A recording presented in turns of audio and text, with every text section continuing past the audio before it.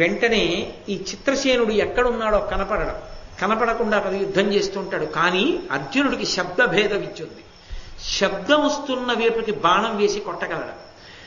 ఇన్ని కోట్ల మంది గంధర్వులు అన్ని కోట్ల బాణాలు ప్రయోగిస్తుంటే ఆ బాణ పరంపర మీద పడకుండా ఆకాశానికి అంతటికీ బాణాలతో ఆచ్ఛాదించేశాడు.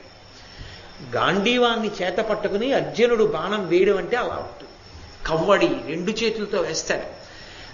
అది ఆయన అద్భుతం. కాబట్టి అటువంటి బాణ పరంపరలతో పంజరం కట్టి వాళ్ళనందరినీ తెగటార్చేశాడు. కొన్ని లక్షల మంది కొద్ది నిమిషాల వ్యవధిలో పడిపోయారు.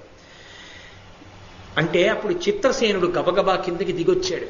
శబ్దభేద విద్యతో కొట్టాడు కదా, ఆ బాణాల దెబ్బలు తగిలి ఆ గంధర్వరాజు దిగొచ్చి అన్నాడు, అర్జున, మాకు మీతో వైరం లేదు.